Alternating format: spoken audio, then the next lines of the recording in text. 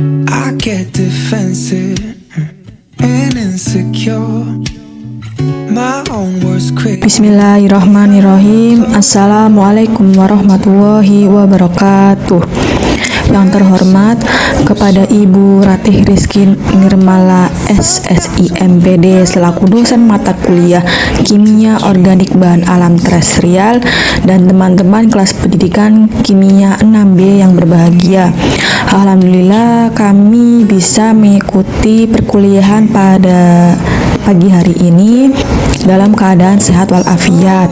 Perkenalkan, kami dari kelompok C terdiri dari saudari Hanik Nurul Inayah NIM 19080766026 dan saya sendiri Nisrina Maimanah NIM 19080766028. Di sini kami akan mempresentasikan hasil diskusi kami mengenai ekstraksi non-konvensional berbantu enzim. Pada materi ekstraksi non-konvensional berbantu enzim terdapat 4 pokok pembahasan.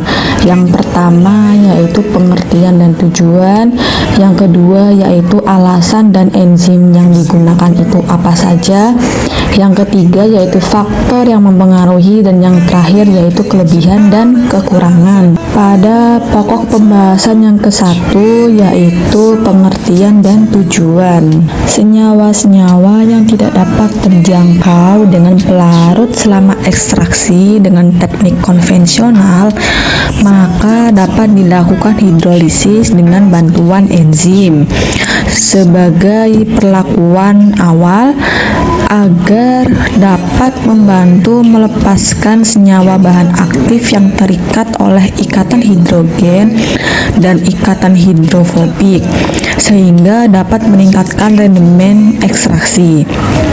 Nah, teknik ekstraksi ini juga umumnya digunakan untuk mengekstraksi minyak yang terdapat di dalam berbagai jenis biji-bijian. Nah, dari beberapa kalimat ini kita bisa menyimpulkan bahwa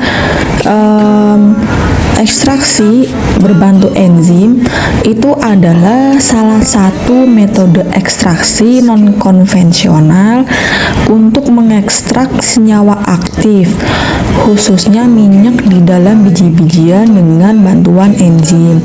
Lalu tujuannya apa sih? Nah, seperti yang sudah disebutkan, tujuannya adalah untuk mempercepat keluarnya atau melepasnya senyawa bahan aktif sehingga dapat meningkatkan rendemen ekstraksi. Pada pokok pembahasan yang kedua yaitu mengenai alasan dan enzim yang digunakan. Nah, ekstraksi menggunakan enzim ini terjadi karena adanya aktivitas hidrolitik oleh enzim pada komponen dinding sel dan membran dinding sel serta senyawa makromolekul di dalam sel yang memfasilitasi terlepasnya sifat alami suatu produk. Nah, kemudian enzim apa saja yang digunakan? Ada enzim selulase, alfa amilase, pektinase, beta glukosidase, beta glukokonase, tergantung dari bahan yang akan diekstraksi. Beberapa enzim dapat menghidrolisis dan mendegradasi dinding sel sehingga mampu mempercepat keluarnya senyawa bahan aktif dari dalam sel. Kemudian yang ketiga adalah faktor yang memengaruhi metode ini, diantaranya yang pertama jenis enzim, yang kedua konsentrasi enzim, yang ketiga ukuran partikel sampel, yang keempat rasio padat air, yang kelima waktu hidrolisis, yang keenam komposisi, dan yang terakhir kadar air. Selanjutnya kelebihan dan kekurangan metode ini. Pertama yaitu kelebihan. Kelebihan metode ini diantaranya adalah ramah lingkungan karena pelarut menggunakan air, pelarut bukan pelarut organik, dan pelarut tidak mudah terbakar dan tidak beracun. kemudian lebih efisien terhadap waktu dan beroperasi pada suhu ekstraksi yang lebih ringan.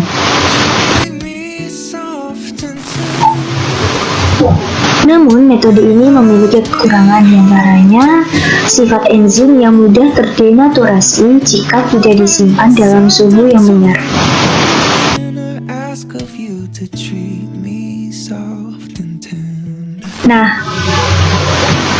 Nah, contoh ekstraksi enzim ini dapat ditemukan pada ekstraksi antosianin dalam ubi jalar ungu dengan alpha-L-arabinopuranositase, kemudian ekstraksi enzim tirosinase dari apel malang, dan ada ekstraksi daun stevia menggunakan metode ini untuk memperoleh konsentrasi steviosida.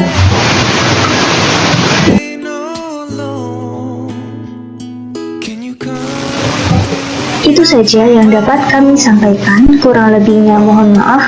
Wassalamualaikum warahmatullahi wabarakatuh.